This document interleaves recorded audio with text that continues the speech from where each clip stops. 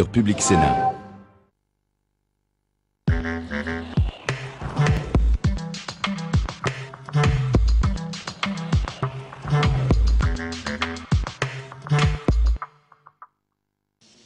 Bonjour à tous, merci de nous retrouver sur Public Sénat. À suivre cet après-midi, un débat sur un véritable phénomène de société, l'obésité.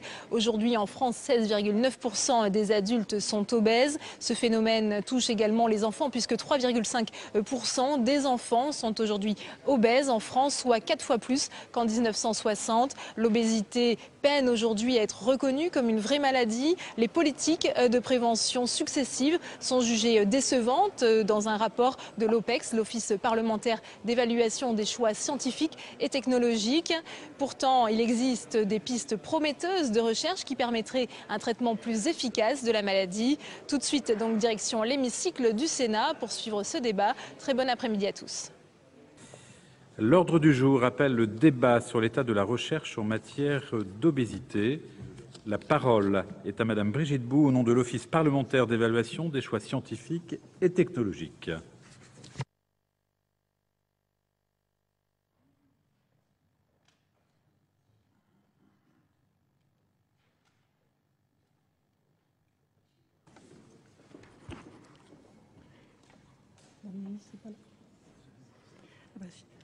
Monsieur le Président, Madame la Ministre, mes chers collègues, je ne peux m'exprimer au nom du premier vice-président, Monsieur Bruno Sido, qui n'est pas présent aujourd'hui. Il est retenu par d'autres choses de l'Office parlementaire. Je ne vais donc pouvoir m'exprimer qu'en tant que vice-présidente de l'Office parlementaire. Il faut se féliciter d'avoir adopté une réforme constitutionnelle autorisant régulièrement des débats de ce type. Cela permet à l'Office de mettre en avant les implications scientifiques des problèmes de société. Il l'a fait à l'occasion d'un débat sur les nanotechnologies, puis d'un débat sur les dangers présumés des lignes à haute tension sur la santé. Aujourd'hui, il s'agit de faire le point sur l'état de la recherche concernant un fléau social qui progresse lentement, mais de façon inéluctable, l'obésité. En 2009, l'Office avait organisé une audition publique sur l'état de la recherche dans ce domaine, avec l'intention non seulement de faire le point sur un point de l'état de l'art, mais aussi d'étudier la façon dont les avancées de la recherche française, qui étaient très prometteuses dans ce domaine, se diffusent dans le corps social, plus précisément vers l'ensemble des acteurs de la santé. À la suite de cette audition publique, il a été décidé de me confier une étude dont je vous présente aujourd'hui les conclusions. Celle-ci repose sur un travail d'investigation que je pense assez complet, puisque 234 personnes ont été auditionnées. Le nombre de propositions, 9 au total, est volontairement réduit pour rester réaliste, mais il est suffisant pour offrir un plan obésité cohérent, reposant sur 2 axes, la prévention de l'essor de cette maladie et l'organisation de l'effort de recherche sur l'obésité. Je précise que l'aspect organisation des soins avait été volontairement exclu du champ de l'étude. Le rapport a d'abord considéré les politiques de prévention de l'obésité. En effet, puisque l'on ne connaît pas de traitement totalement efficace lorsque l'obésité est installée, il est de toute première importance de la prévenir. Hélas, jusqu'à présent, les politiques de prévention se sont révélées décevantes. Ce relatif échec s'explique en partie par la difficulté d'élucider les causes de l'obésité, qui sont nombreuses, variables en fonction des individus. Mais il provient également de la mise en place de politiques résultant de la confrontation d'intérêts contradictoires que sur des résultats scientifiques validés par des expérimentations de terrain. Je me suis donc efforcée, dans mon étude, de rassembler les données scientifiques en prenant compte pour mener une politique de prévention la plus efficace possible. Je vous présenterai donc brièvement 4 séries de mesures qui me paraissent indispensables pour réaliser une politique de prévention efficace. Une première observation. Le gradient socioculturel de l'obésité est très fort, particulièrement pour les femmes et pour les enfants. La catégorie socio-professionnelle, c'est-à-dire le niveau de revenus et le niveau d'éducation, sont 3 déterminants majeurs de l'obésité. Agir sur ces 3 points constituerait un levier puissant de prévention. Ma deuxième conclusion concernant les politiques de prévention consiste à privilégier les mesures modifiant l'environnement. En effet, de nombreuses études scientifiques ont montré l'insuffisance des politiques visant à modifier les comportements individuels, ceci en raison de l'influence prépondérante des environnements matériels, sociaux et culturels. Une politique de prévention efficace doit donc s'accompagner d'interventions visant à promouvoir un environnement qui facilite l'adoption sans effort de comportements reconnus favorables à la santé. Concrètement, je suis pour la suppression de la publicité télévisée pour les produits alimentaires transformés avant, pendant et après les programmes jeunesse et sur les chaînes destinées à la jeunesse. J'estime aussi nécessaire de supprimer l'exonération de la taxe sur la publicité pour les produits alimentaires manufacturés et les boissons avec ajout de sucre. Ma troisième proposition vise à élaborer un plan de prévention reposant sur 5 piliers. Premièrement, une gouvernance interministérielle susceptible de disposer d'un pouvoir d'impulsion et de décision avec des moyens financiers et humains adaptés aux missions qui lui seront confiées. Un comité scientifique visant à recenser les acquis scientifiques à prendre en compte dans l'élaboration d'un plan global de lutte contre l'obésité et à en assurer la transmission aux acteurs du système de santé. Enfin, des messages de prévention pour l'élaboration de normes sociales favorables à la santé et influençant les systèmes de représentation. Quatrièmement, des actions locales en direction des populations à risque. Et cinquièmement, une évaluation systématique et régulière de toutes les mesures prises. Ma quatrième proposition insiste sur la nécessité de développer la prévention précoce. De nombreuses études montrent que le développement de l'obésité chez le jeune adulte est influencé par des expositions prénatales, périnatales et pendant même la petite enfance, indépendamment de son hygiène ultérieure de vie. Par conséquent, il est indispensable de mettre en place une prévention de l'obésité dès la grossesse afin de repérer très tôt les éventuelles situations à risque et d'instaurer une vigilance accrue pendant les premières années de la vie.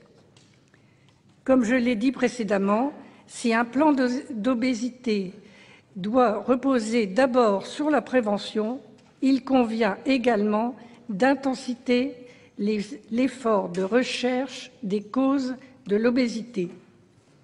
Au cours de mes investigations, j'ai constaté que la recherche française sur l'obésité est de grande qualité.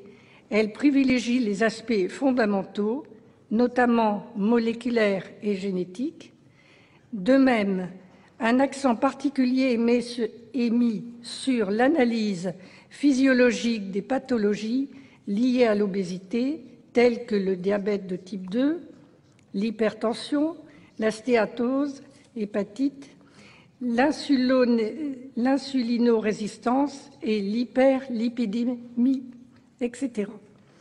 D'une manière générale, les aspects comportementaux, sociaux, économiques et environnementaux ainsi que ceux liés aux neurosciences et au marketing, sont beaucoup moins soutenus financièrement. Or, la recherche dans ces domaines est indispensable pour développer des nouveaux outils d'étude, pour la compréhension des comportements et du métabolisme, et pour déterminer des stratégies plus efficaces. Les études translationnelles doivent également être encouragées afin de mieux comprendre les facteurs de prédisposition aux complications de l'obésité et mettre au point des biomarqueurs précoces de la transition vers l'état pathologique. Telles sont les principales conclusions de mon rapport, sur lequel j'aimerais connaître votre sentiment. Parallèlement à cette étude, le 21 mai 2010, le président de la République lançait, à l'occasion de la Journée européenne sur l'obésité, un plan de 3 ans visant à enrayer la progression de cette maladie.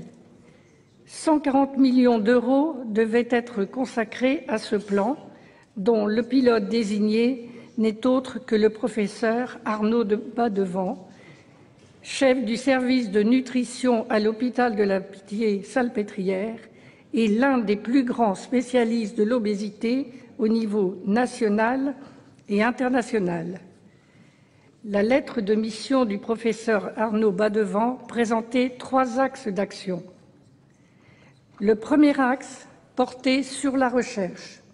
Afin d'animer et d'intensifier l'effort de recherche, il était prévu, à l'instar de ce qui avait été fait pour le plan Alzheimer, de créer une fondation de coopération scientifique associant l'Alliance nationale pour les sciences de la vie et de la santé, AVISAN, à des partenaires publics et privés. Le deuxième axe portait sur la prévention. Il visait à faciliter l'application des recommandations existantes en améliorant l'alimentation scolaire, la restauration collective et la restauration solidaire et en développant l'activité physique pour la santé à l'école. Le dernier axe portait sur la prise en charge et insistait sur la nécessité de développer une prise en charge de qualité sur tout le territoire, y compris l'outre-mer, en apportant également une attention particulière aux populations fragiles. Le lancement de ce plan présidentiel prenait acte du fait que la France est loin d'être épargnée par la progression de l'obésité. La prévalence de l'obésité chez les adultes augmente de 5,9% par an en France. Selon la dernière enquête nationale nutrition santé réalisée en 2006, 16,9% de la population adulte est obèse, 3,5% des enfants sont obèses et 4 fois plus qu'en 1960. C'est quand même une évolution qui me paraît fort importante. En outre, cette évolution est inquiétante car non seulement de plus en plus d'adultes deviennent obèses, mais aussi parce qu'ils le sont de plus en plus jeunes et souvent au stade de l'enfance. Pourtant, si les attentes restent fortes pour mettre en place une politique cohérente de lutte contre l'obésité, les espoirs suscités par le plan présidentiel restent pour l'instant déçus. En effet, qu'est devenu le plan présidentiel lancé il y a 1 an? Jusqu'à présent, aucune information n'a filtré, ce qui n'est pas forcément bon signe. Par ailleurs, de nombreuses interrogations demeurent sur la mise en œuvre des 23 mesures retenues, puisqu'en pratique, le plan obésité ne dispose pas d'un pilote clairement identifié avec un réel pouvoir de décision. Ainsi, les mesures de prévention sont dispersées au sein de 3 plans, à savoir le Programme national pour l'alimentation dirigé par le ministère de l'Agriculture, le Plan national nutrition santé organisé par le ministère de la Santé et le plan obésité de nature interministérielle. Comment se fera l'articulation des mesures de prévention entre ces 3 plans? En outre, il semblerait qu'un volet important du plan obésité soit dans l'impasse, la création de l'Avissan à des partenaires publics et privés. Or, la seule création d'une telle fondation permettrait de dégager des moyens financiers suffisants pour lancer un programme de recherche sur l'obésité à la hauteur de l'enjeu que représente cette maladie. En conclusion, je souhaiterais rappeler que si certaines mesures ne peuvent être prises que dans le cadre d'un plan d'ensemble sur l'obésité, d'autres pourraient être adoptées dès maintenant, dans la mesure où les faits sont scientifiquement avérés. Je veux illustrer mes propos par 2 exemples. J'ai déjà rappelé la nécessité de limiter la publicité alimentaire en direction des enfants. J'évoquerai aussi toute la communication trompeuse qui porte sur la possibilité de perdre rapidement beaucoup de poids grâce à certaines formes de régime amaigrissant ou grâce à l'absorption de préparations à base d'herbes ou de médicaments. Cette offre n'est pas assez réglementée. Vous aurez compris, Madame le ministre, que la question de l'obésité me tient particulièrement à cœur, et ce depuis des décennies, comme le prouve mon engagement dans le projet Fleurbaix-Laventie Ville Santé, dont j'étais maire de Fleurbaix, lancé en 1992 et qui est à l'origine du programme EPOD, Ensemble, prévenons l'obésité des enfants. Par conséquent, je me réjouis que l'Office ait proposé d'inscrire à l'ordre du jour du Sénat un débat sur l'état de la recherche en matière d'obésité. J'espère que ce débat contribuera à sensibiliser l'ensemble des parlementaires, ils ne sont pas très nombreux, sur l'importance de cette question et permettra d'accélérer la mise en œuvre du plan obésité voulu par le Président de la République et de lui donner tous les moyens humains et financiers nécessaires à sa réussite. Je vous remercie.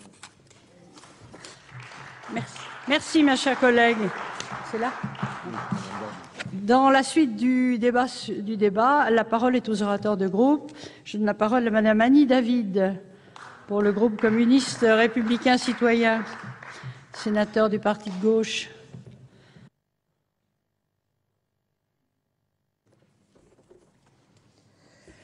Madame la Présidente, Madame la Ministre, mes chers collègues, le rapport de notre collègue Brigitte Bou, je la voyais plus, réalisé dans le cadre donc de l'OPEX concernant l'obésité est très instructif et riche de propositions, vous le rappeliez, Madame le rapporteur. Il nous interroge sur ce que les scientifiques considèrent être la première épidémie non infectieuse. Entre 1997 et 2009, la proportion de personnes en situation d'obésité a presque doublé en France, au point que 14,5% de la population de notre pays est considérée comme obèse. Elle devrait atteindre 20% à l'horizon 2020. Il s'agit donc bien là d'un véritable enjeu de santé publique, dans la mesure où l'obésité entraîne l'apparition de maladies importantes, pouvant conduire à une morbidité précoce. On soulignera par exemple que 80% des personnes atteintes de diabète de type 2 sont en surpoids ou que 23% des infarctus du myocarde peuvent être imputés au surpoids et à l'obésité. Mais circonscrire les conséquences de l'obésité à un aspect seulement médical, c'est oublier que l'obésité emporte également des conséquences du point de vue social et financier. Social, d'abord, car les images stéréotypées du corps idéal, les pressions sociales et commerciales pèsent sur les personnes en surpoids et nuisent à leur épanouissement personnel.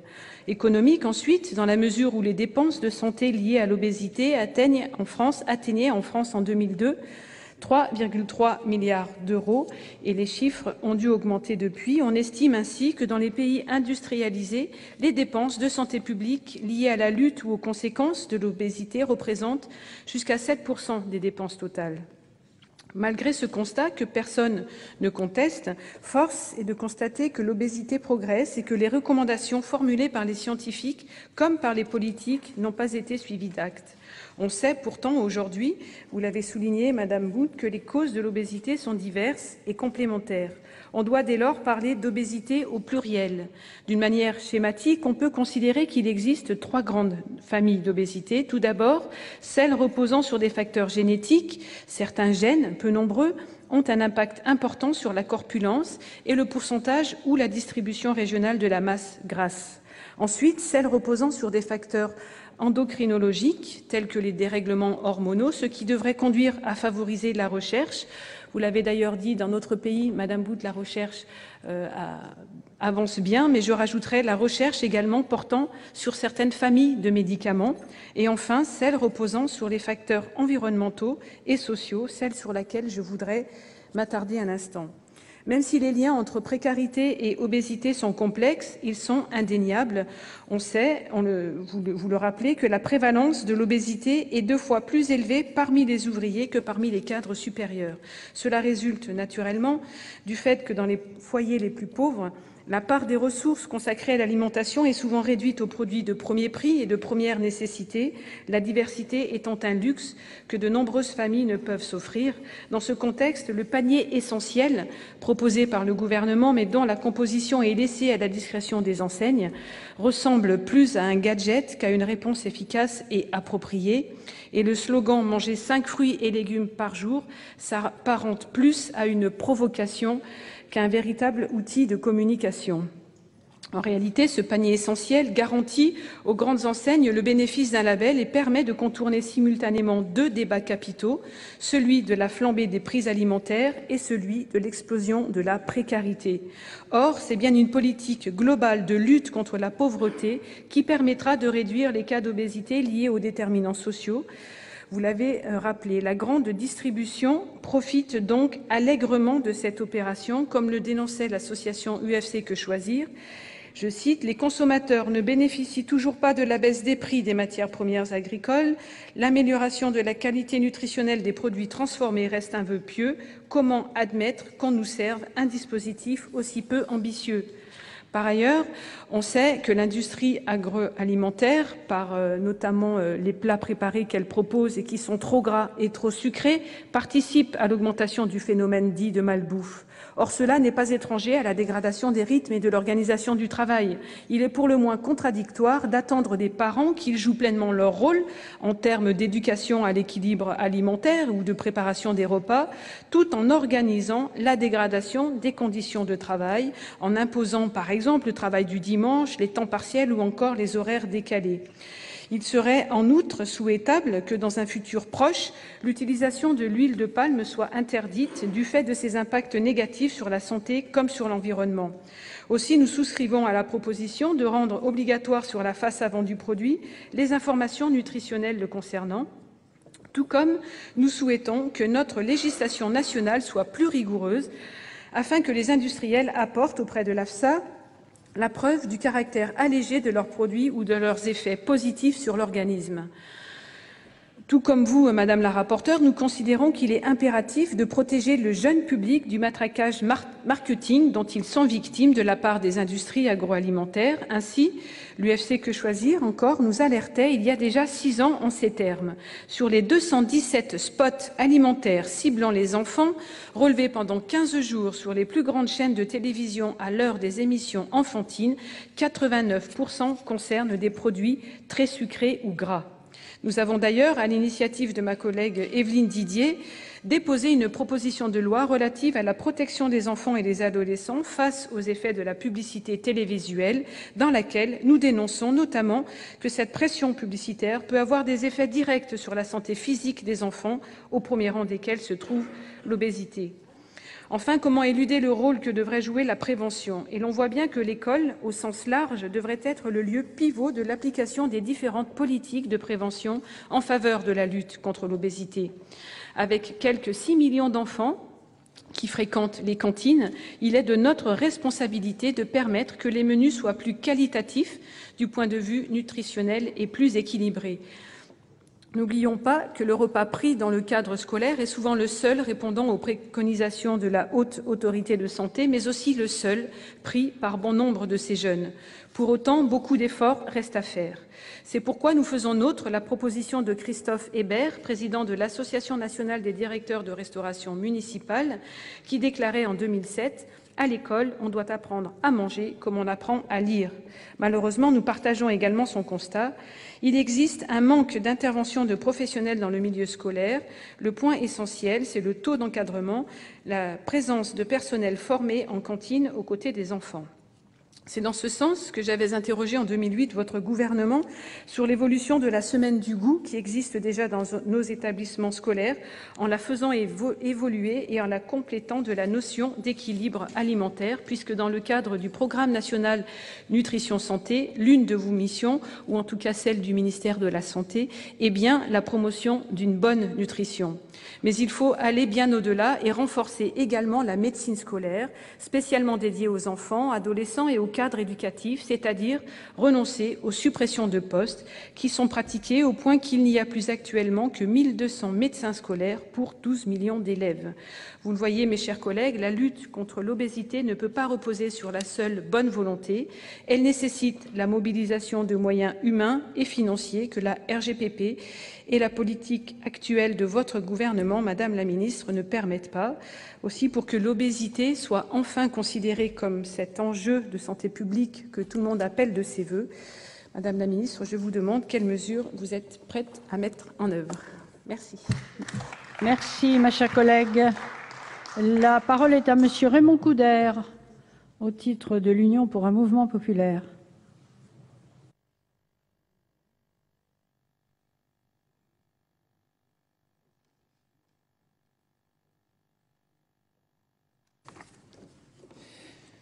Madame la Présidente, Madame la Ministre, mes chers collègues, Madame la Vice-présidente de l'Office, mes chers collègues, l'obésité, et plus particulièrement l'obésité infantile, est devenue un enjeu de santé publique majeur dans la plupart des pays industrialisés.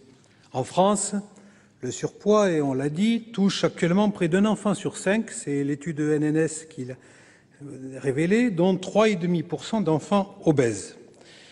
Il est aujourd'hui avéré qu'un enfant obèse risque fortement de le rester à l'âge adulte, entraînant une augmentation considérable de maladies associées, comme les maladies cardiovasculaires et le diabète de type 2, et diminuant de 13 ans son espérance de vie.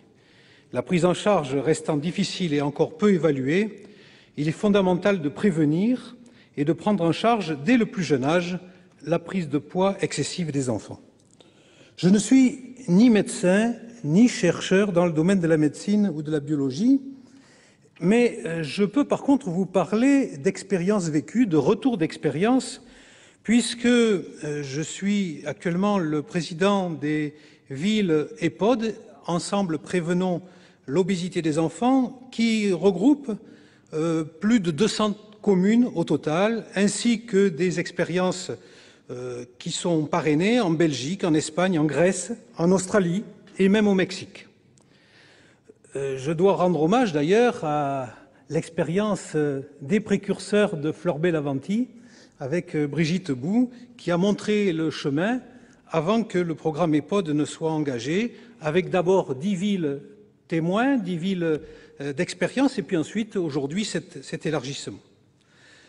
L'objectif du programme EHPOD, c'est d'aider les familles à modifier en profondeur et durablement leur mode de vie en développant, grâce à la mobilisation de tous les acteurs locaux, une offre de proximité conforme aux recommandations du programme national Nutrition Santé et axée principalement sur, d'abord, une alimentation équilibrée, diversifiée, abordable et plaisante au niveau familial, la pratique d'activités physiques pour tous intégrées dans le quotidien et l'encouragement à développer un environnement local favorable à ces bonnes habitudes.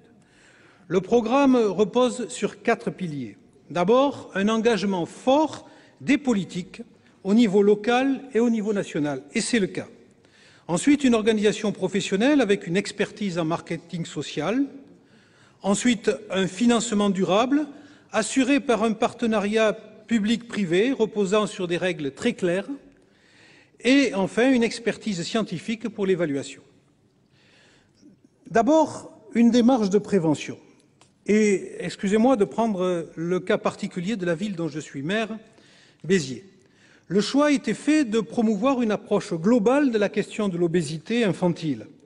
Souvent édifiée à partir des écoles, la démarche de prévention s'est peu à peu étendue à tous les aspects de la vie communale, à savoir les familles, les associations sportives et sociales, les institutions, les acteurs privés, et ainsi plusieurs projets ont été réalisés. Ainsi, chaque année, depuis 2006, plus de 1000 enfants participent à la randonnée des écoles en partenariat avec l'Éducation nationale. 4 parcours de 8 à 16 km sont proposés avec découverte du patrimoine et sensibilisation à travers un pique-nique équilibré. Également, une fois par an est organisé un petit déjeuner pédagogique dans plusieurs écoles de la ville. Les enfants et leurs parents sont conviés pour partager un petit déjeuner avec réunion d'information faite par une diététicienne. Des ateliers sensoriels sont mis en place pour permettre l'éveil aux différents goûts. Menés dans les maternelles et les crèches, il concerne aussi un centre pour enfants handicapés.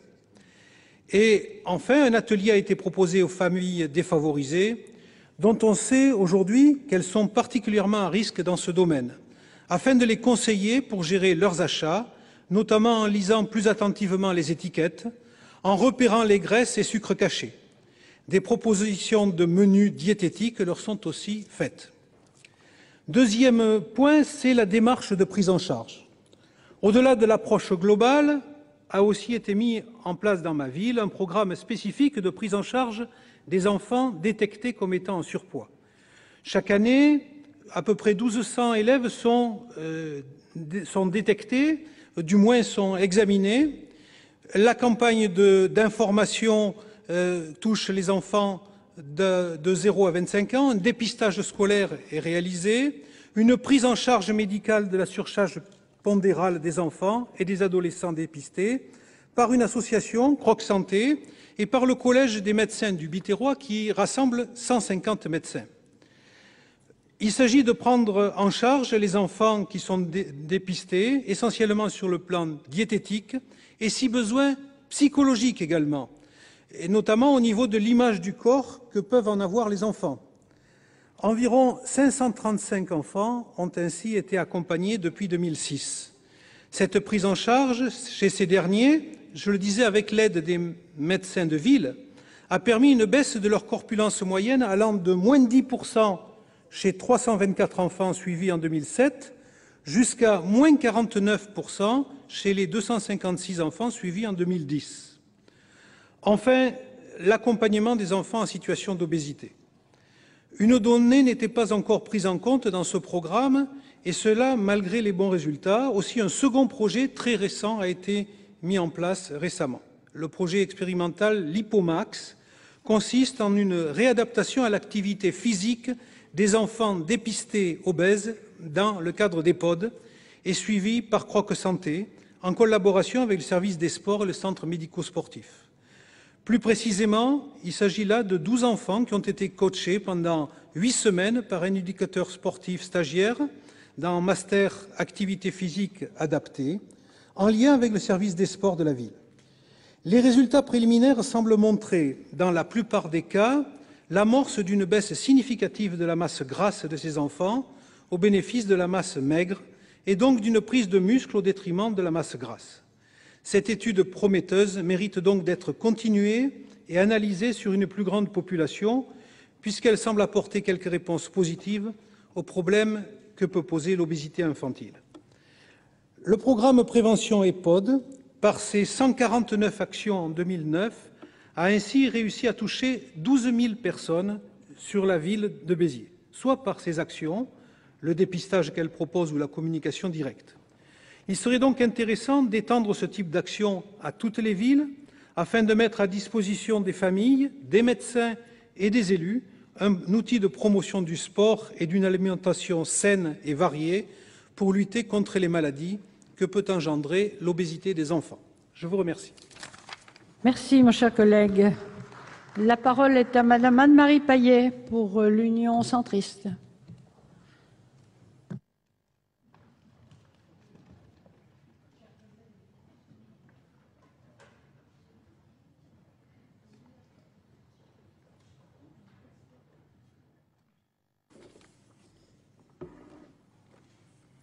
Madame la Présidente, Madame la Ministre, mes chers collègues, depuis la Seconde Guerre mondiale, l'Europe ne cesse de s'américaniser, pour le meilleur et pour le pire. En l'occurrence, puisqu'il est question d'obésité, ce n'est certainement pas pour le meilleur.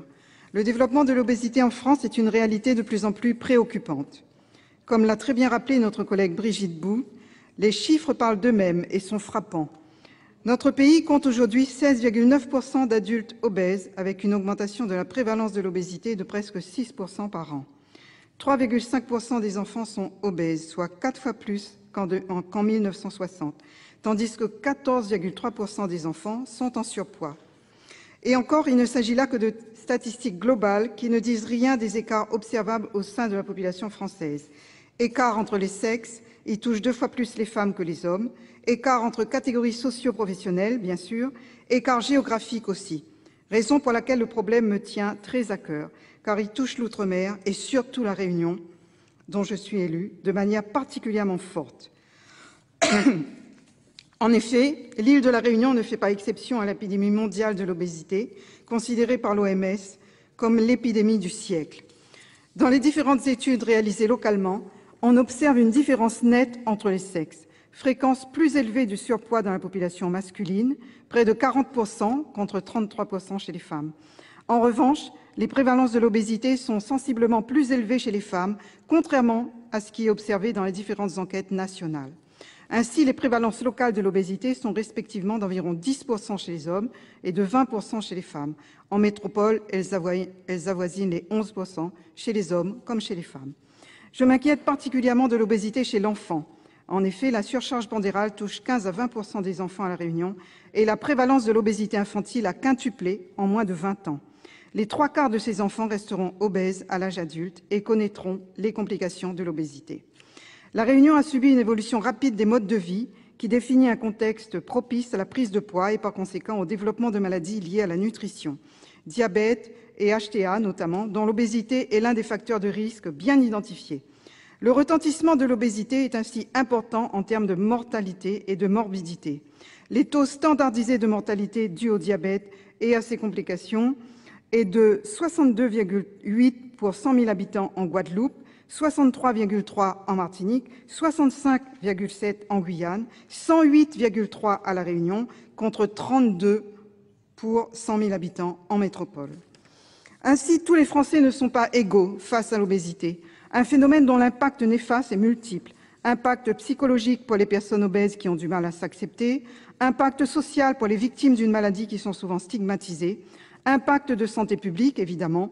Les pathologies liées à l'obésité sont connues et nombreuses. Diabète, risque cardiovasculaire, stéatose hépatique, certains cancers aussi. Enfin, impact financier, évidemment. L'obésité représente un coût de plus en plus considérable pour l'assurance maladie. Dans ces conditions, on comprend que prévenir et traiter l'obésité doit être une priorité absolue de santé publique, ce qui n'a pas échappé au président de la République, qui a créé en octobre 2009 une commission pour la prévention de l'obésité dont les recommandations ont imprégné le programme national Nutrition Santé. Mais combattre efficacement la maladie suppose bien sûr de la comprendre, d'où l'enjeu clé de la recherche. J'en profite pour féliciter notre collègue Brigitte Bou pour l'excellent rapport qu'elle a rendu public le 8 décembre dernier pour l'Office parlementaire d'évaluation des choix scientifiques et technologiques, suite à la saisine de cet office par notre commission des affaires sociales sur ce thème. Un rapport qui a l'immense mérite d'éclairer pour la première fois le dossier de l'obésité sous l'angle absolument déterminant de la recherche. Le présent débat est la suite logique de ce travail inédit et compte tenu de l'enjeu, c'est tout à l'honneur de la Haute Assemblée de s'en saisir de la sorte. Alors, à l'aune des informations rassemblées et mises en perspective par le rapport Bou, quelles conclusions tirer sur l'état de la recherche en matière d'obésité? Que nous avons beaucoup avancé, mais que nous n'avons pas encore suffisamment avancé. Nous avons beaucoup avancé parce que nous savons désormais que l'obésité doit être considérée comme une maladie à part entière, une maladie chronique à la fois complexe et grave. Ses principaux mécanismes physiologiques ont été mis au jour, même si nous avons toujours du mal à appréhender ses causes et leurs interactions, qui sont nombreuses et varient en fonction des individus. Un constat positif qui me donne l'occasion de saluer et rendre hommage à l'extraordinaire travail effectué par les chercheurs dans des conditions parfois bien difficiles. En revanche, il nous reste encore du chemin à parcourir parce que la recherche n'a pas encore réussi à élaborer des thérapies permettant de guérir cette maladie. Cela a été rappelé, tous les médicaments visant à réduire la prise alimentaire ont été retirés du marché, compte tenu de leurs effets secondaires, alors que les médicaments jouant sur la mauvaise absorption des nutriments sont peu efficaces. À ce jour, seule la chirurgie bariatrique, essentiellement le bypass, comme on le dit en français, a un effet spectaculaire à la fois en matière de perte durable de poids et de diminution de la mortalité. Mais la chirurgie bariatrique demeure une solution qui peut être très éprouvante sur le plan psychologique. Fort de ce constat global, une conclusion s'impose. Il nous faut aujourd'hui mettre l'accent sur la prévention. Et ce n'est qu'à ce stade de l'analyse que je me permettrai de faire entendre une voix un peu alternative par rapport aux conclusions du rapport de Bou. Le rapport fait état des résultats modestes donnés par les actions ciblées jusqu'ici conduites. En conséquence, il préconise une approche beaucoup plus globale visant à réduire les inégalités dans les domaines de l'emploi, du logement, de l'éducation, de la santé et des transports, comme leviers les plus puissants pour lutter contre l'obésité. C'est une évidence. Ce que je crois, c'est que nous ne nous sommes pas donné les moyens de nos ambitions en matière de prévention ciblée de l'obésité, autrement dit, en matière d'éducation nutritionnelle. S'attaquer aux distributeurs de boissons, de même qu'imposer les messages publicitaires, constitue un premier pas encourageant. Mais nous devrions aller au cœur du problème. Nous devrions nous servir des vertus pédagogiques de l'école pour apprendre aux enfants à se nourrir. Ne rien faire, c'est laisser se perpétuer l'inégalité face à l'obésité. Par nature, l'école a vocation à enrayer ce type d'inégalité. Ainsi, nous pensons que l'éducation nutritionnelle scolaire est une voie à fortement privilégier pour lutter activement contre l'obésité. Merci de votre attention. Merci, mes chers collègues. La parole est à Madame Patricia Schillinger pour le groupe socialiste.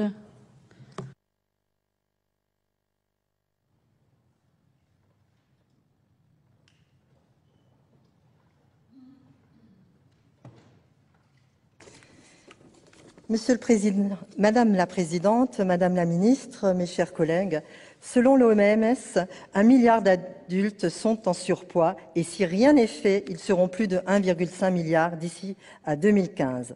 Chaque année, 2,6 millions de personnes au moins meurent des conséquences du surpoids ou de l'obésité. En France, on compte une augmentation de l'obésité de 5,9% par an et celle-ci concerne 16,9% des adultes. Autre constat terrible, l'obésité des enfants est en train d'exploser. 3,5% des enfants sont obèses. Aujourd'hui, nous avons un taux de croissance du surpoids comparable à celui des Américains. Il faut souligner que 2 tiers des enfants obèses le resteront à l'âge adulte. Ils risqueront donc d'avoir des problèmes cardiovasculaires, multipliés par 3, des troubles articulaires, mais souffriront également d'une certaine stigmatisation qui engendrera pour eux des problèmes sociaux. Nous sommes donc face à une progression inquiétante car elle porte sur des individus de plus en plus jeunes. On peut dire qu'actuellement, l'obésité est une véritable épidémie qui frappe aussi les pays industrialisés que les pays en voie de développement. Ces causes peuvent être très variables d'une personne à l'autre. On parle même d'obésité au pluriel. Selon les études, plusieurs facteurs permettent d'expliquer l'obésité. Les facteurs génétiques, les facteurs endocrinologiques, les facteurs environnementaux et les modifications comportementales telles que la malbouffe avec une alimentation trop riche. Dans les années 80, le terme malbouffe désignait la nourriture des fast-foods. Aujourd'hui, il désigne davantage l'alimentation industrielle trop grasse, trop sucrée et trop salée. Cette malbouffe est imposée dans nos sociétés modernes pour différentes raisons et notamment à cause de l'augmentation des prix des fruits et légumes frais alors que les produits gras et sucrés restent très abordables. Le rythme de vie et le manque de temps font que certains sont amenés à sauter un repas ou à manger rapidement. Les étiquettes nutritionnelles des produits ne sont pas assez claires. La publicité fait la promotion des produits trop gras et trop sucrés. Pour prévenir cette obésité, nous disposons de différents outils tels que le dépistage avec le calcul de l'IMC, la politique nutritionnelle Manger mieux, bouger plus, les actions en milieu scolaire. Cependant, l'obésité demeure une maladie que l'on ne sait ni guérir ni prévenir efficacement. En effet, le comportement ces dernières années ont changé. On s'aperçoit qu'auparavant, on pouvait rester mince tout en absorbant des calories en abondance. Cela était possible car les activités quotidiennes étaient beaucoup plus physiques. Aujourd'hui, les populations occidentales ont tendance à consommer moins de calories et moins de graisse qu'en 1960, et pourtant elles grossissent. Cela s'explique par un changement de style de vie qui devient de plus en plus sédentaire. L'homme moderne est donc devenu sédentaire. C'est la raison pour laquelle l'un des principaux objectifs des scientifiques est de découvrir comment rassasier un individu avec moins de calories. Comment un régime alimentaire peut-il donc devenir plus rassasiant ? Les principales pistes actuellement explorées portent soit sur des aliments à forte teneur en glucides, soit sur la consommation des protéines en plus ou en moins grande quantité. Et en ce qui concerne l'obésité des enfants, aujourd'hui, de nombreux travaux établissent le lien entre leur surcharge pondérale et l'allongement du temps d'inactivité, en particulier devant la télévision. Par ailleurs, je tiens à souligner ici que la catégorie socio-professionnelle, le niveau de revenu, le lieu d'habitation sont des déterminants importants de l'obésité. Riches et pauvres ne sont pas égaux face à l'obésité. Le risque pour un enfant d'ouvrier d'être en surpoids ou obèse reste plus important que celui en face de cadre.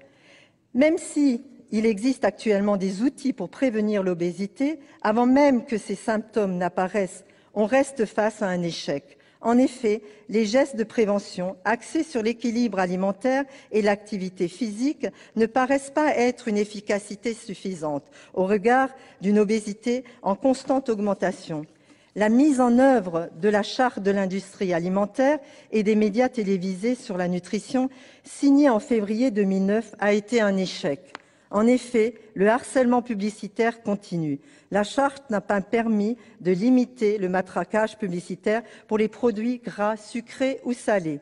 Certaines entreprises font subir un véritable harcèlement alimentaire aux enfants qui regardent la télévision en rentrant de l'école, souvent sans contrôle parental. Les communications nutritionnelles demeurent sans grande légitimité scientifique. Le contenu éditorial de la diffusion des programmes éducatifs reste sous la seule responsabilité de l'industrie alimentaire et des médias. Les programmes éducatifs invisibles, le volume de diffusion des programmes développés par les professionnels de la nutrition est ridiculement faible au regard du déferlement publicitaire quotidien. Face à cet échec, pourquoi n'impose-t-on pas la gratuité de la diffusion des campagnes de l'INPES sur l'équilibre alimentaire? Pourquoi n'impose-t-on pas des tarifs plus accessibles pour les campagnes des filières fruits et légumes? Par ailleurs, il apparaît incroyable que le Mediator, classé comme médicament pour diabétiques en surpoids, a pu également servir de coupe-faim, alors que tous les anoxygènes avaient été interdits. En effet, le 31 août 1999, le comité des spécialistes pharmaceutiques de l'Agence européenne pour l'évaluation des médicaments en a recommandé le retrait définitif du marché. Pourquoi le médiateur est-il resté autorisé et que le laboratoire a semé l'ambiguïté? En matière de recherche, je crois qu'il est essentiel d'enrichir les connaissances sur les facteurs précis qui favorisent l'obésité afin de concevoir des politiques de santé publique. La science est-elle en mesure aujourd'hui de nous donner toutes les causes de l'obésité? Le gouvernement a-t-il suffisamment entrepris des actions de prévention? A-t-il suffisamment informé le public? Par ailleurs, il s'avère pertinent d'explorer des approches visant l'amélioration de la santé, mais dont le but premier n'est pas de perdre le poids. Est-il possible d'avoir du succès dans le traitement de l'obésité en dehors des remèdes qui focalisent sur le régime alimentaire? Obtiendrons-nous davantage de succès si nous diversifions nos cibles d'intervention? Je pense aussi ici à la nutrition précoce. La nutrition pendant la gestation et la petite enfance influencerait la santé et le développement ultérieur de l'enfant. Suite à ce constat, a-t-on mis en œuvre les mesures nécessaires? De plus, les travaux récents ont montré un lien entre la qualité du microbiote intestinal et le développement de l'obésité. Une série d'expériences a montré que des souris anexiques sans microbiote intestinal résistent à l'obésité lorsqu'elles sont soumises à un régime gras. En revanche, si des souris saines reçoivent des bactéries intestinales de souris obèses, elles deviennent elles-mêmes obèses. Où en est-on dans ces recherches? Il est primordial d'avancer au niveau de la recherche pour pouvoir prendre des mesures de santé publique. Aujourd'hui, on peut dire qu'on ne sait pas guérir l'obésité car c'est une maladie complexe. En effet, actuellement, de nos connaissances, la prévention est cruciale. Il est important de ne pas devenir obèse, sinon c'est pour la vie.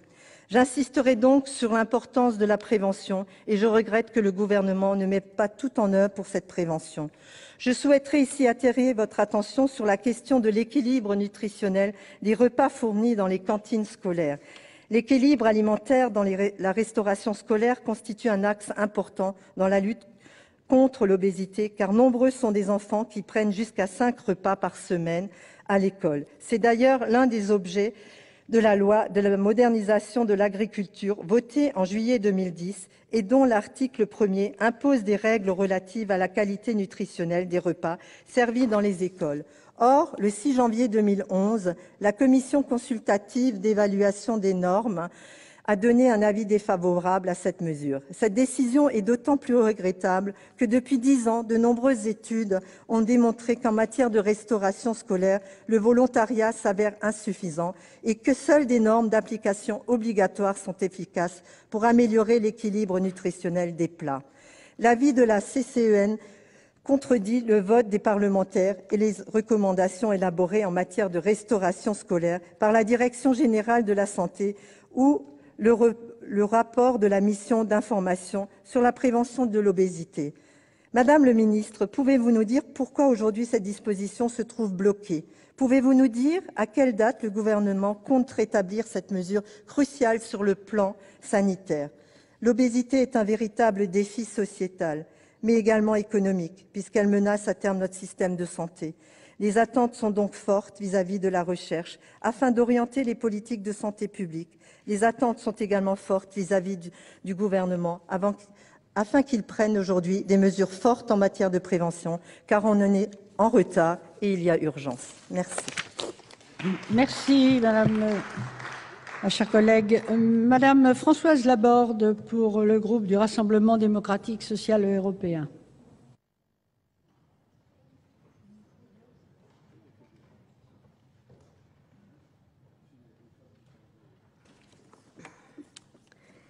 Madame la présidente, madame la ministre, mes chers collègues, on est foutu, on mange trop. C'est par ce refrain qu'un chanteur populaire français dénonçait au début des années 80 les ravages de la malbouffe et des excès de la consommation alimentaire de masse. Près de 30 années ont passé et l'obésité, toujours croissante au sein des populations occidentales, est devenue un véritable fléau social, tant sur le plan de la santé des personnes concernées que sur celui de ses conséquences financières pour les comptes de la sécurité sociale. L'obésité, c'est d'abord l'expression du paradoxe de la modernité qui veut que la quantité alimentaire supplante la qualité des aliments au détriment de l'équilibre physiologique des consommateurs. On nous avait promis un monde d'opulence et de satiété, seul apte à donner à l'homme le bonheur individuel auquel il aspire. Nous vivons en fait dans un environnement où les modes de consommation et les codes sociaux génèrent un besoin illimité d'acquérir et de consommer ad nauseam. Peu importe que le consommateur y perde sa santé, peu importe que la satiété entraîne la frustration, voire l'exclusion sociale. Les chiffres parlent d'eux-mêmes. Le nombre d'obèses a doublé au cours des 20 dernières années dans le monde occidental. Il a même triplé pour ce qui concerne les enfants obèses. L'obésité affecte actuellement 10% de la population adulte en France, soit 6,5 millions de personnes, dont la moitié souffrent d'obésité dite morbide. Le coût annuel de la prise en charge de l'obésité par l'assurance maladie serait de 4 milliards d'euros et de 10 milliards d'euros si on ajoute les 40% de la population qui se trouve en état de surpoids.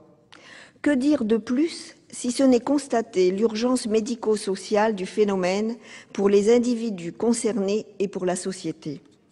Je ne reviendrai pas dans le détail sur les conséquences de cette pathologie qui ont déjà été évoquées par les précédents orateurs.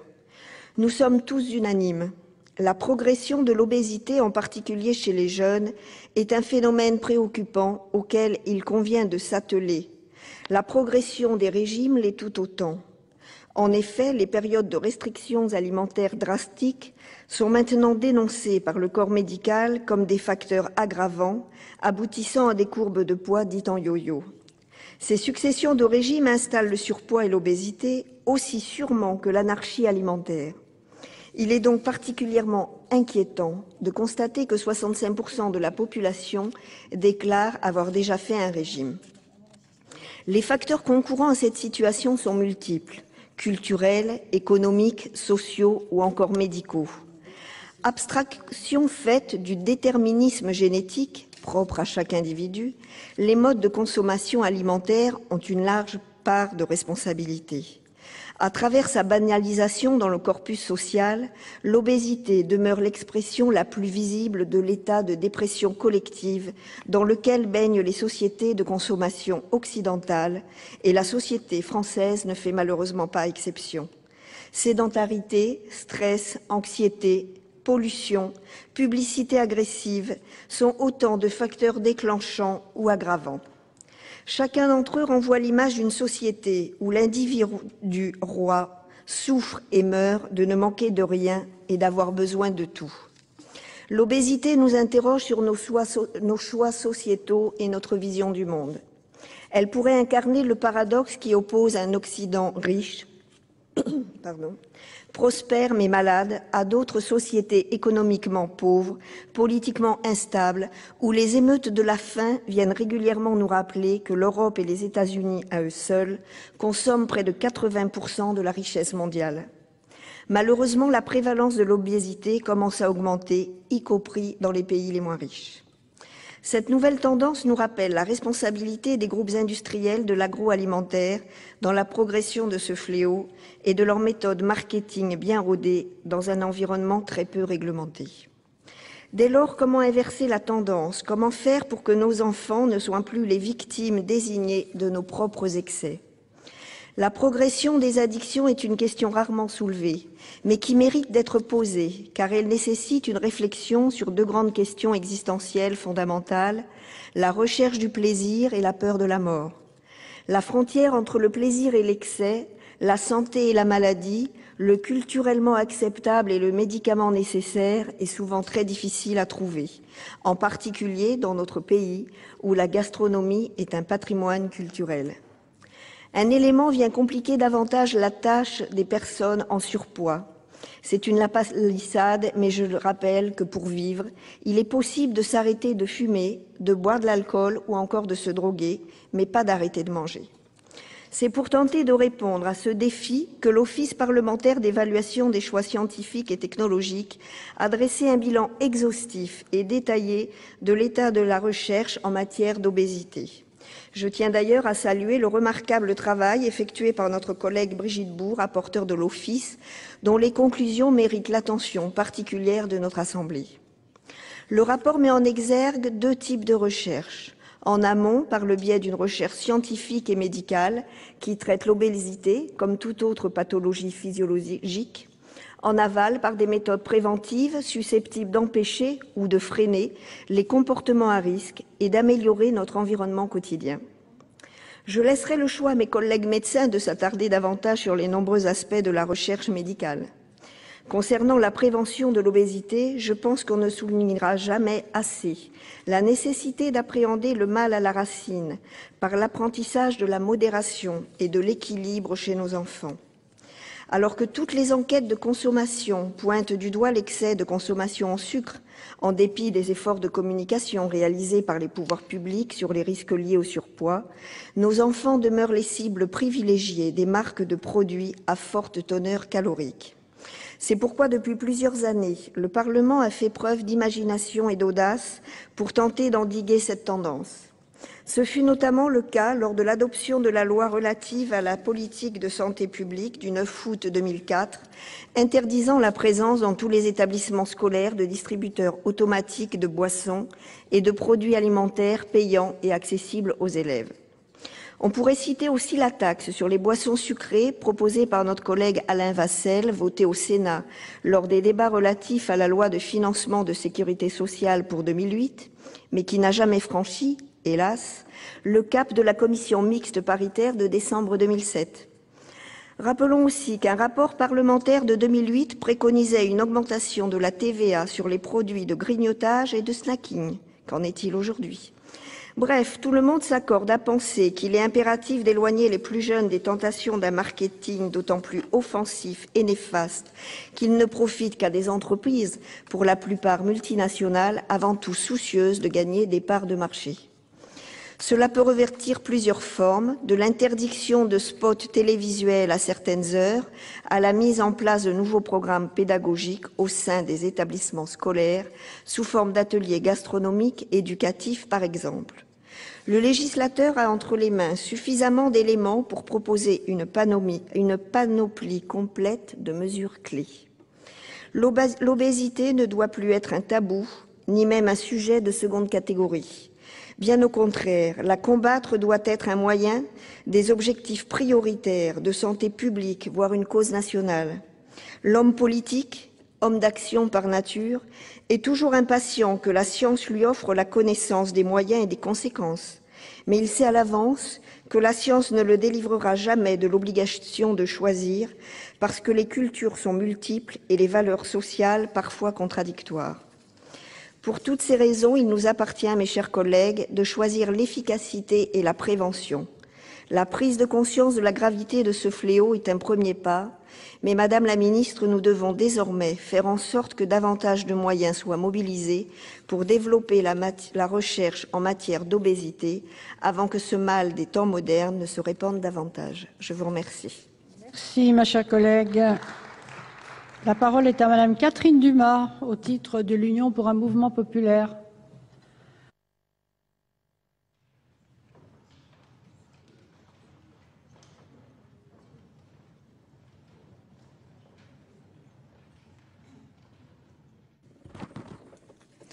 Madame la Présidente, Madame la Ministre, mes chers collègues, je souhaite souligner à l'occasion de ce débat l'importance de l'éducation au goût et la promotion des bonnes pratiques alimentaires, en particulier auprès du jeune public. Comme beaucoup d'entre vous, mes chers collègues, je suis particulièrement attachée à ne pas stigmatiser les produits en tant que tels, mais plutôt à informer les consommateurs sur les bienfaits d'une alimentation variée et équilibrée. Plusieurs initiatives en ce sens ont vu le jour ces dernières années et s'engagent résolument dans la voie de la promotion d'une consommation responsable et raisonnée. Je pense notamment au formidable outil que constitue la Convention signée le 18 février 2009 en installant la Charte alimentaire télévisuelle. Les précédentes expériences d'interdiction de la publicité à destination des enfants n'ont en effet jamais été très probantes.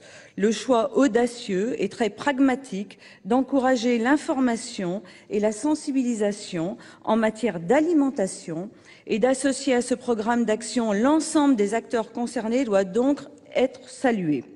Pilotée par le Conseil supérieur de l'audiovisuel, en particulier sous l'impulsion de Christine Kelly, qui préside la mission Santé et Développement durable, cette charte comporte 2 volets très complémentaires. Tout d'abord, elle fixe et renforce les règles de déontologie qui s'appliquent aux annonceurs pour le contenu de leurs messages publicitaires. Parallèlement, elle les associe à la production de programmes courts, informatifs, à destination des enfants, diffusés au total près de 400 fois sur une quinzaine de chaînes en 2010.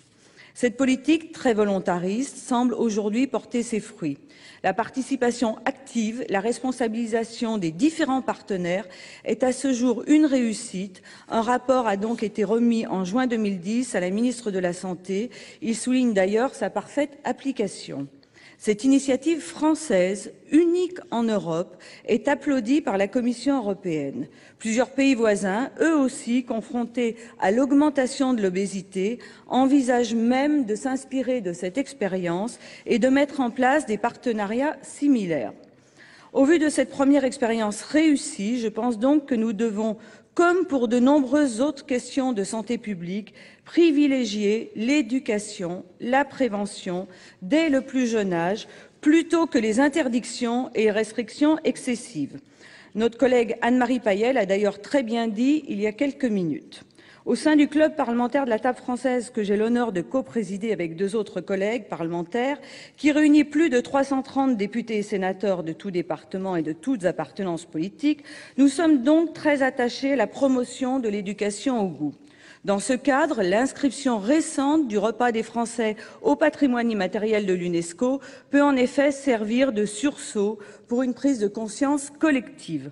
Prendre son repas assis à table, consacrer du temps au repas, consommer des fruits variés, des produits variés, faire du déjeuner ou du dîner un moment de lien social et un moment de partage, ces valeurs très positives sont des composantes essentielles de notre identité alimentaire et contribuent donc intrinsèquement à lutter contre les mauvais comportements. La transmission de ce patrimoine commun, la défense de ses spécificités constitue en soi la plus simple et la plus efficace politique de prévention. Elle place d'ailleurs la France parmi les pays industrialisés les moins affectés par les problèmes d'obésité.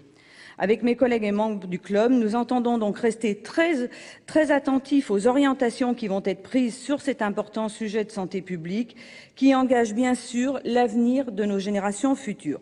Je voudrais d'ailleurs à cet effet remercier notre collègue Brigitte Bou, grâce à qui ce débat peut avoir lieu aujourd'hui, et vous remercier également, Madame la Ministre, d'apporter bien sûr la contribution du gouvernement sur ce sujet. Et je suis certaine, mes chers collègues, que ce sujet pourra nous rassembler bien au-delà des clivages politiques. Merci, ma chère collègue. La parole est à Monsieur Alain Chatillon, rattaché au groupe de l'Union pour un mouvement populaire.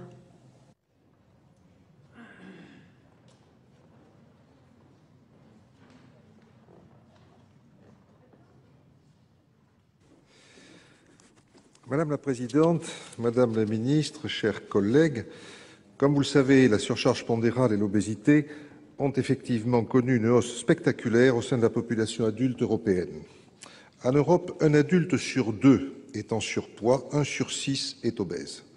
La France compte 20 millions de personnes en surpoids et donc une partie en obèse. En France, une étude de l'IRDES, c'est-à-dire l'Institut de recherche et de documentation en économie de la santé, sur ces données de 2002, situe le coût de l'obésité entre 1,5 et 4,6% des dépenses de santé. La consommation moyenne de soins et de biens médicaux d'une personne obèse s'élèverait aujourd'hui à environ 2 500 €, soit le double de celle d'un individu non obèse. Selon cette étude, la dépense de santé liée à l'obésité atteindrait 2,6 milliards d'euros et pour l'assurance maladie, 2,100 milliards d'euros. L'obésité s'avère jouer un rôle central dans le développement d'une série de maladies, comme ça a été dit par mes prédécesseurs, maladies chroniques, le diabète type 2, non insulinodépendant, mais également plus de 80% des diabètes sont liés à l'obésité. L'hypertension artérielle, les maladies cardiovasculaires, mais aussi certains cancers et des maladies respiratoires et articulaires, sources de handicap. La lutte contre l'obésité et le surpoids est devenue une priorité en Europe et dans tous les pays de l'Union. Les politiques de santé publique doivent considérer le problème à sa base. C'est en traitant le surpoids que l'on pourra endiguer la déferlante de l'obésité. En effet, les études ont démontré que les sujets atteints de surcharge pondérale avaient 90% de chances de développer une obésité. L'ANS, c'est-à-dire l'Agence nationale de sécurité sanitaire de l'alimentation, de l'environnement et du travail, a publié le 12 mai son avis relatif aux pratiques de régime à visée amaigrissante. Ces conclusions doivent nous alerter, dans la mesure où l'on côtoie le pire et le meilleur, et nous amener à tirer une série de conclusions concernant la recherche pour lutter contre l'obésité et pour améliorer le contrôle du poids. L'alerte, nous devons être très vigilants face aux discours qui véhiculent une image faussée du corps. La communication et les actions de prévention de l'obésité doivent être ciblées sur les personnes à risque, celles sur les enjeux de la perte de poids aussi. Des actions tous azimuts ont souvent des effets contre-productifs, et cela à moyen terme, en poussant des populations normales à s'engager dans des pratiques alimentaires à risque pour tenter d'atteindre une image idéalisée du corps. L'avis de l'ANS établit notamment les conséquences néfastes de régimes fantaisistes basés sur des privations ou des exclusions, et qui ne sont pas des actes anodins, en particulier pour les populations sensibles, les adolescentes, les femmes enceintes, les personnes âgées. Ces régimes fantaisistes entraînent une reprise rapide du poids et parfois d'autres conséquences néfastes, plus ou moins graves pour la santé. La réponse n'est évidemment pas dans le laisser-aller, et l'avis de l'ANS permet d'avancer sur les mesures qu'il conviendrait de promouvoir. La première conclusion, c'est qu'il faut favoriser, Madame la Ministre, et faire progresser la recherche sur des régimes sérieux, scientifiquement fondés sur la perte et le contrôle du poids. Nous avons de grands laboratoires de recherche publics dont la réputation est désormais internationale. Mais nous avons aussi d'autres atouts. La France a une position industrielle forte sur les marchés de l'alimentation spécifique, avec des entreprises qui sont capables de développer une recherche adaptée aux besoins particuliers d'une population qui cherche à perdre ou à contrôler son poids. C'est un atout important sur lequel nous pouvons nous appuyer. Les équipes de recherche existent, les connaissances sur ce sujet sont accessibles. Nous ne partons pas d'un désert scientifique. La deuxième conclusion, si ma première conclusion relève d'un effort de recherche qui doit être porté par des professionnels, ma deuxième conclusion relève davantage du rôle du législateur. Il s'agit de créer un environnement juridique propice à la recherche et au développement de produits permettant de répondre aux problématiques de perte et de contrôle du poids. Quelle est la situation actuelle? Il existe aujourd'hui une directive cadre au niveau communautaire pour les produits alimentaires diététiques. Celle-ci offre un cadre adéquat dans la mesure où il est à la fois très contraignant pour les entreprises du secteur, mais aussi protecteur pour les entreprises qui ont accepté de se hisser à ce niveau de contrainte en termes de sécurité du consommateur et de qualité. Cette norme européenne a également influencé la construction des normes mondiales. Je pense ici au Codex Alimentarius, et a permis de faire des produits européens une référence dans les pays tiers. Par son haut degré d'exigence, cette directive a aussi encouragé les entreprises à investir dans la recherche, d'abord pour atteindre et conserver le niveau nécessaire, mais ensuite pour développer des produits plus efficaces. Cette situation qui est donc satisfaisante, tant du point de vue de la recherche que du développement de notre industrie, sur la réponse à un problème de société de plus en plus important. Or, cette législation européenne repose sur une évaluation scientifique des risques qui date de 1990. Elle demande donc bien évidemment à être mise à jour à la lumière des évolutions des comportements alimentaires, mais aussi des progrès de la recherche. Il est nécessaire de continuer à assurer, à travers un cadre européen commun, un haut niveau d'exigence vis-à-vis des produits destinés au contrôle ou à la perte de poids. Faute de quoi, l'Europe sera envahie de produits plus ou moins bon marché, vendus sur Internet ou dans des circuits divers, qui n'offriront pas la moindre garantie de fondement sur une recherche appliquée. La principale incitation à la recherche pour les entreprises, c'est de pouvoir valoriser le fruit de plusieurs années d'investissement financier et d'efforts de leurs équipes de chercheurs.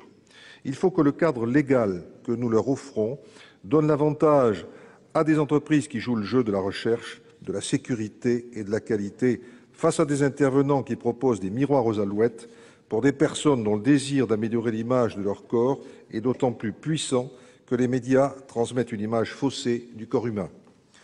Ma dernière conclusion, il me semble que notre rôle est de pousser la Commission européenne à proposer une nouvelle version de cette directive cadre sur les produits diététiques. L'enjeu n'est pas nécessairement de communiquer à tout va vers le grand public sur la question de l'obésité. Cela peut même s'avérer contre-productif dans certains cas. L'enjeu, c'est plutôt de cibler les personnes à risque et de mettre à leur disposition les moyens de changer leur comportement alimentaire et d'assurer un contrôle du poids durable. Il convient de développer la recherche appliquée pour proposer aux personnes qui sont et qui ont réellement besoin de ces outils adaptés. D'où la nécessité de créer un cadre favorable au développement de ces outils. Alors, chers collègues, je vous propose que nous votions une résolution en faveur d'une remise à jour de la directive européenne que je viens d'évoquer, spécifique aux produits pour régime amaigrissant. Je vous remercie de votre compréhension, mais attention, nous avons une industrie qui a de l'avance dans ce domaine, qui est très réglementée. Essayons de faire en sorte que, véritablement, au niveau européen, nous ayons les moyens de nous exprimer et, au-delà, d'avoir une politique rigoureuse en matière de santé, particulièrement sur le problème de l'amaigrissement. Merci, Madame la Ministre, et mes chers collègues. Merci, chers collègues. La parole est maintenant à Madame Valérie Pécresse, ministre de l'Enseignement supérieur et de la Recherche.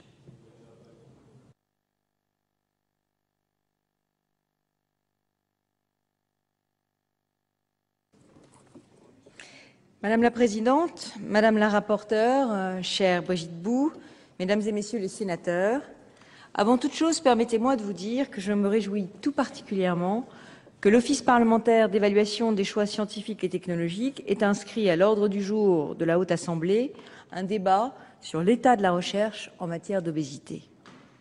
Grâce aux travaux approfondis conduits par le rapporteur Brigitte Bou, nous disposons désormais d'une analyse qui, j'en suis certaine, fera référence sur le sujet. La très grande qualité des conclusions que vous avez présentées, Madame la sénateur, offre un excellent point d'appui à nos discussions, comme elles ne manqueront pas d'alimenter la réflexion collective tout au long des mois qui viennent. Vous l'avez vous-même souligné, l'obésité est un fléau social qui progresse lentement mais de façon inéluctable, semble-t-il. Ce sont vos mots, et je veux dire à votre Assemblée que naturellement je partage le constat que vous venez de dresser. Les chiffres sont suffisamment alarmants pour qu'on les rappelle.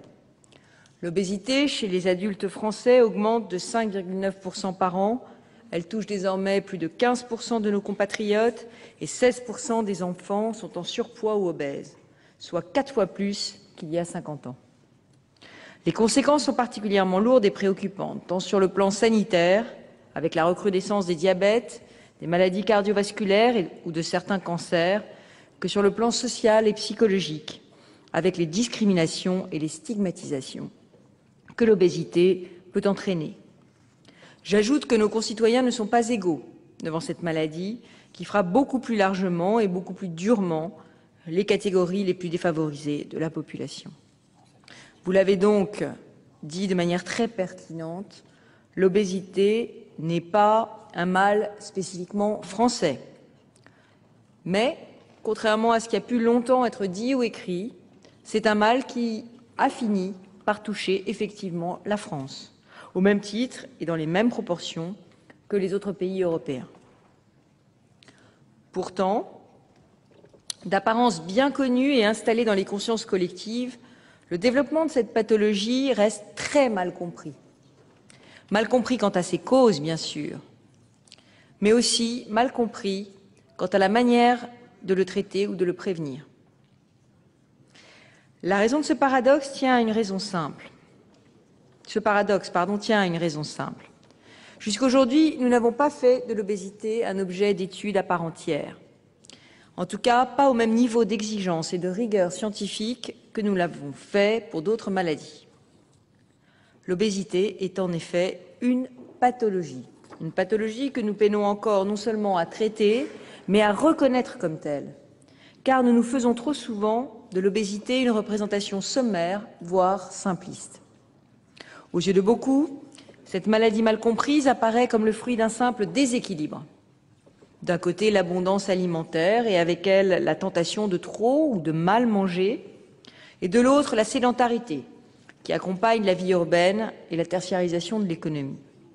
Avec à la clé l'idée qu'il suffirait d'une simple discipline individuelle pour permettre de rééquilibrer la balance apport nutritionnel, dépenses caloriques. Et c'est bien cette vision d'une obésité qui serait tout à la fois un mal social, mais surtout le signe d'une faiblesse de la volonté propre à l'individu qui triomphe lorsque nous qualifions d'américanisation le quasi-doublement de la proportion d'obèses dans la population française en un peu plus de 10 ans. De cette vision un peu simpliste, nous devons aujourd'hui nous libérer pour nous donner les moyens de comprendre l'obésité et de prévenir efficacement ses formes pathologiques.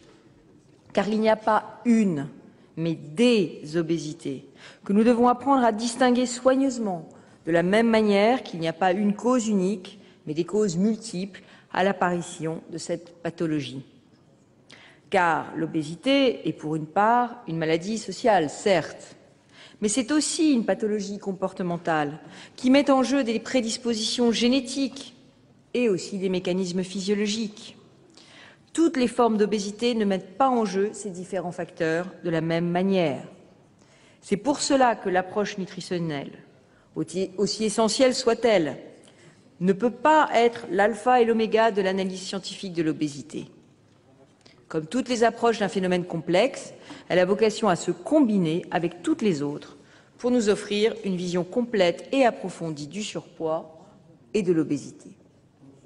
C'est précisément dans cet esprit que le président de la République a lancé un vaste chantier autour de l'obésité, pour rassembler l'ensemble de nos forces de recherche concernées par cette pathologie et nous donner toutes les chances de mieux la comprendre pour demain mieux la traiter et mieux la prévenir.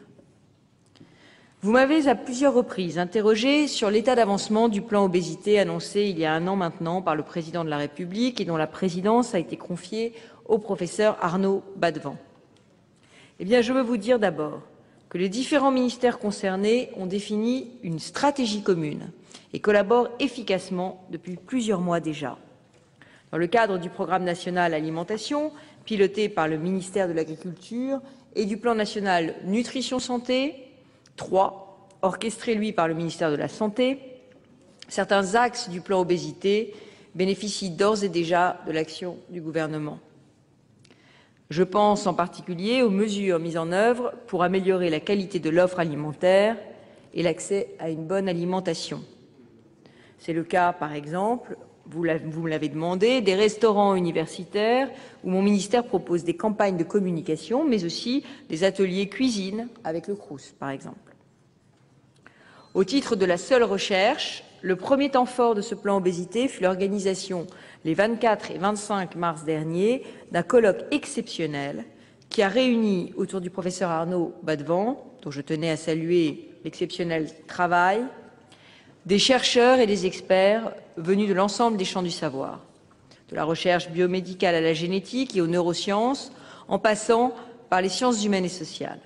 C'était la première fois en France qu'une concertation scientifique aussi large était tenue sur une telle pathologie.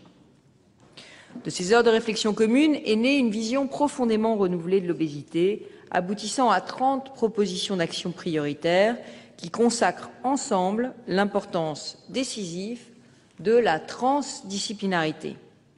Car pour comprendre l'évolution des maladies chroniques comme l'obésité, nous devons être capables de prendre en compte l'ensemble des déterminants sociaux et individuels, des décisions et des comportements qui ont cours tout au long du développement de la pathologie. Et cela d'autant plus que les facteurs génétiques, je l'ai dit, physiologiques, environnementaux, comportementaux, non seulement s'additionnent, mais ne cessent d'interagir entre eux et de former des systèmes qui, pour être mis en lumière, supposent de forger de nouveaux concepts, de nouvelles méthodes et des instruments communs d'analyse. C'est pourquoi je me réjouis tout particulièrement qu'à l'issue de ce colloque, des collaborations fécondes aient vu le jour. Je pense en particulier aux groupes de travail qui ont été mis en place entre les différents instituts de recherche de nos 2 alliances de recherche thématiques, dans le domaine de la santé, mais aussi dans le domaine des sciences humaines et sociales, l'alliance Avisan et l'alliance Athéna. Ensemble, nos chercheurs ont tracé les contours de programmes scientifiques conjoints au carrefour de la biologie, de l'imagerie médicale et des sciences humaines et sociales. D'autres projets de recherche verront bientôt le jour en économie, en sociologie, en psychologie sociale. L'analyse des effets des campagnes d'information de santé publique, par exemple, sur les comportements de consommation, en sera l'une des priorités d'étude, en lien étroit avec les enjeux de prévention et les différentes propositions que vous avez soulevées tout à l'heure, Madame le sénateur. Concernant par exemple la publicité à la télévision ou sur différents médias, vous avez parlé de la charte du Conseil supérieur de l'audiovisuel. Je vous indique que cette question sera traitée dans le plan national nutrition santé pour réfléchir à son évolution. Madame la sénatrice, vous m'avez également interrogé sur Avisan, l'Alliance pour la vie et la santé, et la fondation. Eh bien, je peux d'ores et déjà vous dire que le 2e temps fort du plan présidentiel sera la création, avant la fin de l'année, d'une fondation scientifique consacrée entièrement à l'obésité. Portée par l'Alliance Avisan, elle permettra de coordonner l'ensemble de nos programmes de recherche, comme ceux que j'évoquais à l'instant, et de mettre en œuvre les axes et les priorités stratégiques définies dans le cadre du plan. En matière de recherche sur l'obésité, la transdisciplinarité doit devenir la règle et c'est pourquoi je compte beaucoup sur ces futurs partenariats au sein de la Fondation pour élargir autant que faire se peut le champ des collaborations entre nos différents chercheurs.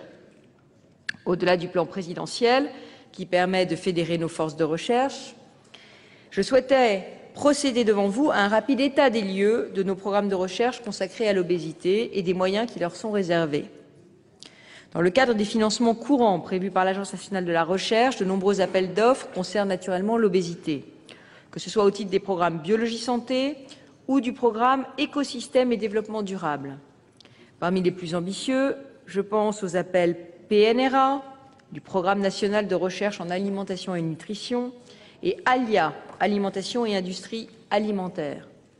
J'ajoute que d'autres projets scientifiques, parmi les plus remarquables, ont été retenus dans le cadre de la programmation blanche de l'ANR, c'est-à-dire la programmation qui finance des projets totalement créatifs conçus par nos chercheurs eux-mêmes.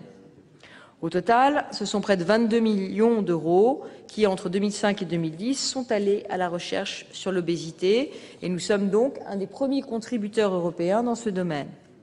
Avec le plan d'investissement d'avenir qui va consacrer, vous le savez, 22 milliards d'euros à l'enseignement, à la recherche et à l'innovation, des perspectives bien plus vastes encore s'ouvrent désormais à nous. Car une vaste part de cet argent ira à la recherche médicale. Et dans la première vague d'appels à projets, on voit que les ambitions de nos chercheurs en matière de lutte contre l'obésité sont tout à fait remarquables. J'en veux pour meilleure preuve le projet d'Institut hospitalo-universitaire qui vient de voir le jour, l'IHU ICAN, qui donnera naissance à un véritable pôle international de recherche et de soins sur les maladies cardio-métaboliques comme le diabète, les insuffisances cardiaques et l'obésité donc. Il sera situé, comme vous le savez, à Paris, à la Salpêtrière, et il unira les expertises scientifiques et médicales des équipes de l'université Pierre et Marie Curie et de l'hôpital. Cet IHU permettra l'émergence d'un véritable continuum de recherche et de soins, du laboratoire jusqu'au chevet des patients. Tel qu'il fut présenté par les chercheurs eux-mêmes lors de leur candidature aux investissements d'avenir, l'objectif de l'IHU est de faire basculer la recherche sur l'obésité et les maladies cardiovasculaires dans l'ère de la médecine prédictive et de prendre en charge les patients à l'échelle de leur vie tout entière, depuis l'identification des susceptibilités individuelles jusqu'au traitement des récidives et des complications, en passant par la prévention et le diagnostic précoce. Sur le plan clinique, cela se traduira par des traitements personnalisés, adaptés aux déterminants génétiques, mais aussi psychologiques, sociaux des malades. C'est dire les espoirs immenses que nous fondons aujourd'hui sur ce projet exceptionnel qui sera demain le fleuron de la recherche française en matière d'obésité. Deux autres projets de tout premier plan ont été retenus dans le cadre des investissements d'avenir. Le projet Ligand, tout d'abord, au titre des équipements d'excellence. Il misera sur le séquençage à très haut débit pour mieux comprendre le rôle que jouent certains gènes dans le développement des maladies chroniques, comme la maladie d'Alzheimer ou l'obésité. Nous quittons l'hémicycle du Sénat. Merci à vous d'avoir suivi en partie ce débat consacré à la lutte contre l'obésité.